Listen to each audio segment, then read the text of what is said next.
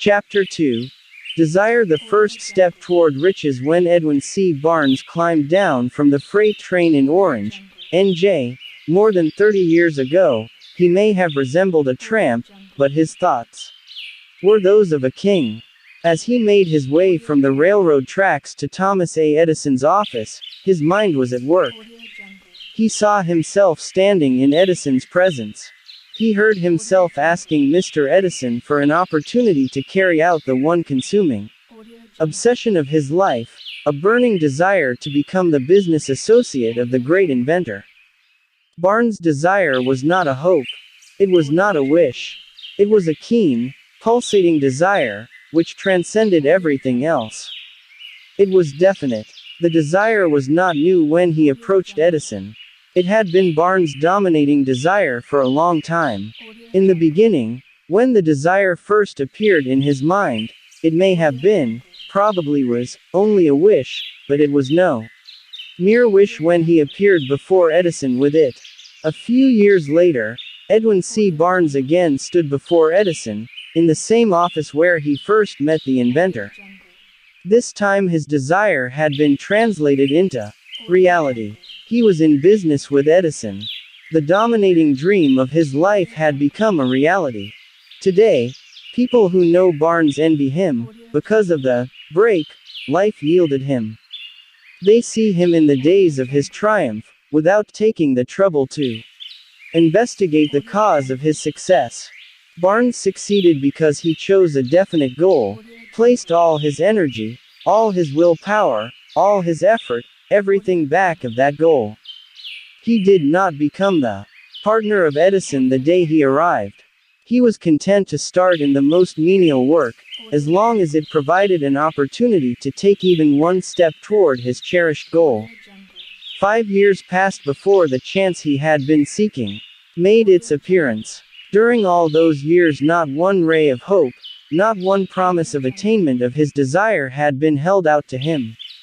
To everyone, except himself, he appeared only another cog in the Edison business wheel, but in his own mind, he was the partner of Edison every minute of the time, from the very day that he first went to work there. It is a remarkable illustration of the power of a definite desire. Barnes won his goal, because he wanted to be a business associate of Mr. Edison, more than he wanted anything else. He created a plan by which to attain that purpose. But he burned all bridges behind him. He stood by his desire until it became the dominating obsession of his life and finally, a fact. When he went to Orange, he did not say to himself, "I will try to induce Edison to give me a job of some soft." He said, "I will see Edison, and put him on notice that I have come to go into business with him." He did not say, "I will work there for a few months, and if I get no encouragement, I will quit and get a job somewhere else."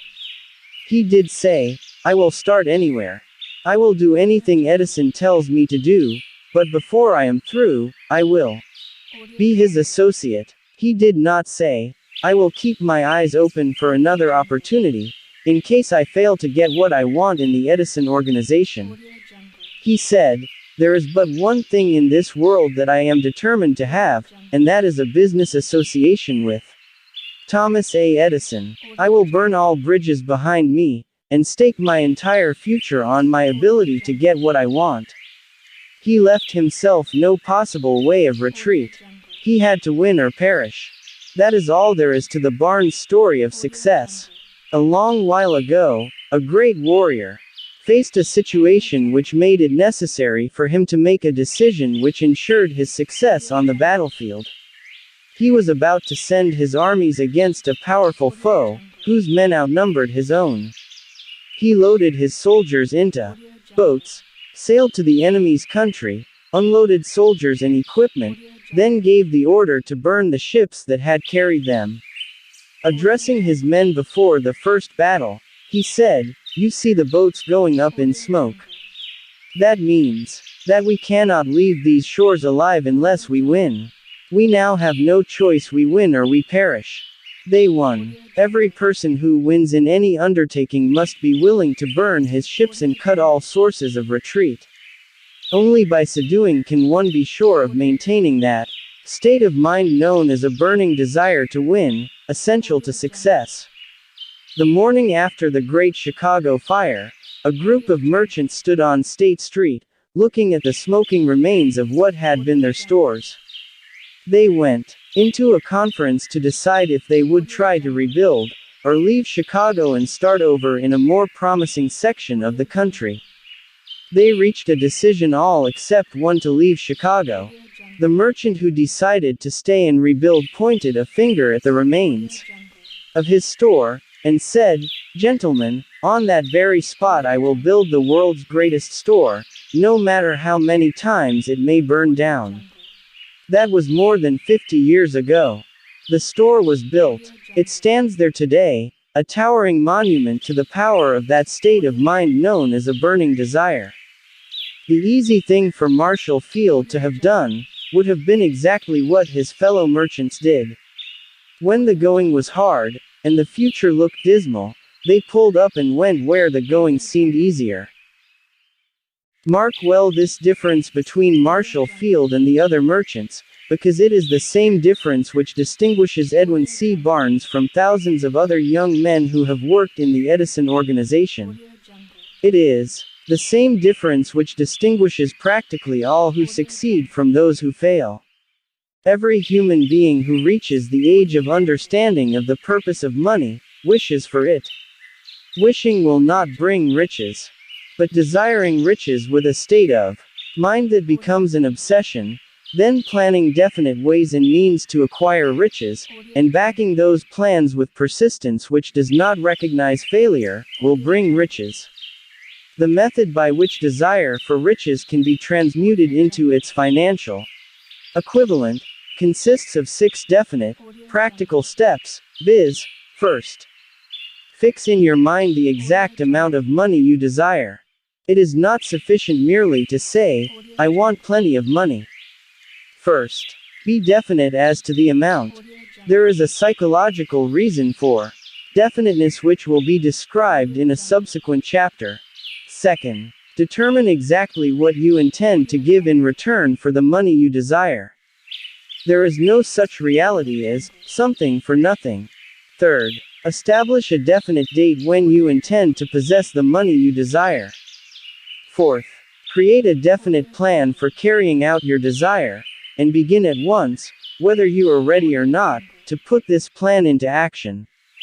Fifth, write out a clear, concise statement of the amount of money you intend to acquire, name the time limit for its acquisition, state what you intend to give in return for the money, and describe clearly the plan through which you intend to accumulate it. Sixth, read your written statement aloud, twice daily, once just before retiring at night, and once after arising in the morning.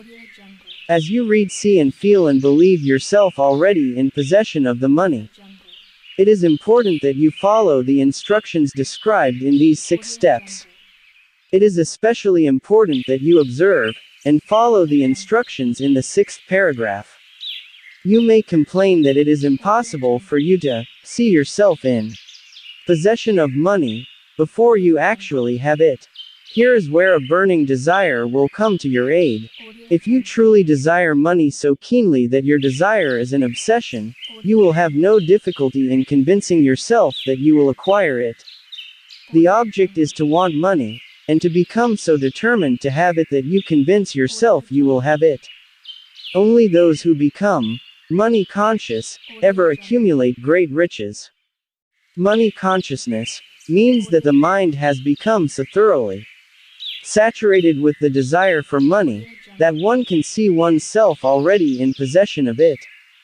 To the uninitiated, who has not been schooled in the working principles of the human mind, these instructions may appear impractical. It may be helpful, to all who fail to recognize the soundness of the 6 steps, to know that the information they convey was received from Andrew Carnegie, who began as an ordinary laborer in the steel mills, but managed, despite his humble beginning, to make these principles yield him a fortune of considerably more than $100 million. It may be of further help to know that the 6 steps here recommended were carefully scrutinized by the late Thomas A. Edison, who placed his stamp of approval upon them as being not only the steps essential for the accumulation of money, but necessary for the attainment of any definite goal. The steps call for no hard labor. They call for no sacrifice. They do not require one to become ridiculous or credulous. To apply them calls for no great amount of education. But the successful application of these 6 steps does call for sufficient imagination to enable one to see, and to understand, that accumulation of money cannot be left to chance, good fortune, and luck. One must realize that all who have accumulated great fortunes, first did a certain amount of dreaming, hoping, wishing, desiring, and planning before they acquired money. You may as well know, right here, that you can never have riches in great quantities, unless you can work yourself into a white heat of desire for money, and actually believe you will possess it. You may as well know, also, that every great leader, from the dawn of civilization down to the present, was a dreamer. Christianity is the greatest potential power in the world today, because its founder was an intense dreamer who had the vision and the imagination to see realities in their mental and spiritual form before they had been transmuted into physical form. If you do not see great riches in your imagination, you will never see them in your bank balance. Never, in the history of America, has there been so great an opportunity for practical dreamers as now exists. The 6-year economic collapse has reduced all men, substantially, to the same level. A new race is about to be run. The stakes represent huge fortunes which will be accumulated within the next 10 years. The rules of the race have changed, because we now live in a changed world that definitely favors the masses, those who had but little or no opportunity to win under the conditions existing during the Depression, when fear paralyzed growth and development. We who are in this race for riches, should be encouraged to know that this changed world in which we live is demanding new ideas, new ways of doing things, new leaders, new inventions, new methods of teaching, new methods of marketing, new books, new literature, new features for the radio, new ideas for moving pictures. Back of all this demand for new and better things, there is one quality which one must possess to win, and that is definiteness of purpose, the knowledge of what one wants, and a burning desire to possess it. The business depression marked the death of one age, and the birth of another. This changed world requires practical dreamers who can, and will put their dreams into action. The practical dreamers have always been, and always will be the pattern makers of civilization. We who desire to accumulate riches, should remember the real leaders of the world always have been men who harnessed, and put into practical use, the intangible, unseen forces of unborn opportunity, and have converted those forces, or impulses of thought, into skyscrapers, cities, factories, airplanes, automobiles, and every form of convenience that makes life more pleasant. Tolerance, and an open mind are practical necessities of the dreamer of today.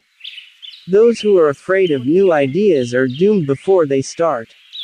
Never has there been a time more favorable to pioneers than the present. True, there is no wild and woolly West to be conquered, as in the days of the covered wagon, but there is a vast business, financial, and industrial world to be remolded and redirected along new and better lines. In planning to acquire your share of the riches, let no one influence you to scorn the dreamer.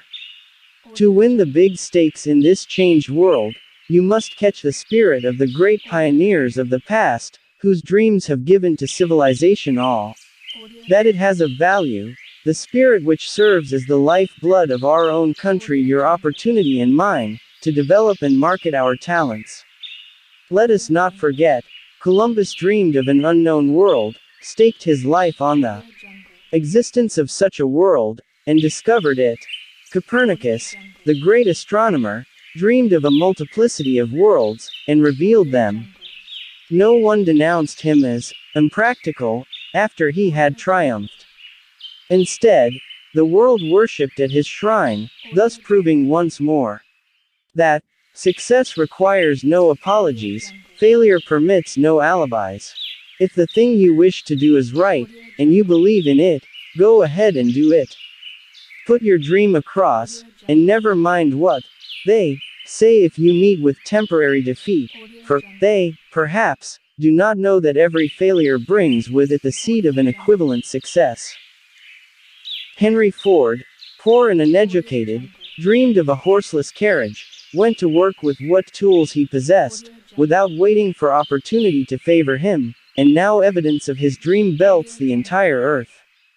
He has put more wheels into operation than any man who ever lived, because he was not afraid to back his dreams. Thomas Edison dreamed of a lamp that could be operated by electricity, began where he stood to put his dream into action, and despite more than 10,000 failures, he stood by that dream until he made it a physical reality. Practical dreamers do not quit. Wayland dreamed of a chain of cigar stores, transformed his dream into action, and now the United Cigar Stores occupy the best corners in America. Lincoln dreamed of freedom for the black slaves, put his dream into action, and barely missed living to see a united North and South translate his dream into reality. The Wright brothers dreamed of a machine that would fly through the air. Now, one may see evidence all over the world that they dreamed soundly. Marconi dreamed of a system for harnessing the intangible forces of the ether. Evidence that he did not dream in vain may be found in every wireless and radio in the world. Moreover, Marconi's dream brought the humblest cabin and the most stately manor house side by side. It made the people of every nation on earth backdoor neighbors. It gave the President of the United States a medium by which he may talk to all the people of America at one time, and on short notice. It may interest you to know that Marconi's friends had him taken into custody and examined in a psychopathic hospital when he announced he had discovered a principle through which he could send messages through the air, without the aid of wires or other direct physical means of communication. The dreamers of today fare better. The world has become accustomed to new discoveries. Nay, it has shown a willingness to reward the dreamer who gives the world a new idea. The greatest achievement was, at first, and for a time, but a dream. The oak sleeps in the acorn. The bird waits in the egg, and in the highest vision of the soul, a waking angel stirs. Dreams are the seedlings of reality. Awake, arise, and assert yourself, you dreamers of the world. Your star is now in the ascendancy. The world depression brought the opportunity you have been waiting for. It taught people humility, tolerance, and open-mindedness. The world is filled with an abundance of opportunity which the dreamers of the past never knew. A burning desire to be, and to do is the starting point from which the dreamer must take off. Dreams are not born of indifference, laziness, or lack of ambition. The world no longer scoffs at the dreamer, nor calls him impractical.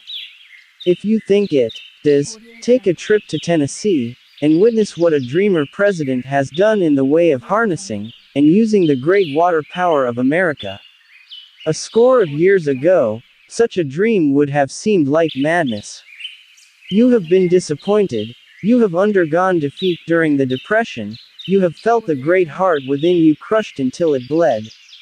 Take courage, for these experiences have tempered the spiritual metal of which you are made. They are assets of incomparable value. Remember, too, that all who succeed in life get off to a bad start, and pass through many heartbreaking struggles before they arrive. The turning point in the lives of those who succeed usually comes at the moment of some crisis, through which they are introduced to their other selves. John Bunyan wrote The Pilgrim's Progress, which is among the finest of all English literature, after he had been confined in prison and sorely punished, because of his views on the subject of religion. 0. Henry discovered the genius which slept within his brain, after he had met with great misfortune, and was confined in a prison cell, in Columbus, Ohio. Being forced, through misfortune, to become acquainted with his other self, and to use his imagination, he discovered himself to be a great author instead of a miserable criminal and outcast. Strange and varied are the ways of life, and stranger still are the ways of infinite intelligence, through which men are sometimes forced to undergo all sorts of punishment before discovering their own brains, and their own capacity to create useful ideas through imagination. Edison, the world's greatest inventor and scientist, was a tramp telegraph operator. He failed innumerable times before he was driven, finally, to the discovery of the genius which slept within his brain. Charles Dickens began by pasting labels on blacking pots. The tragedy of his first love penetrated the depths of his soul, and converted him into one of the world's truly great authors. That tragedy produced, first, David Copperfield, then a succession of other works that made this a richer and better world for all who read his books.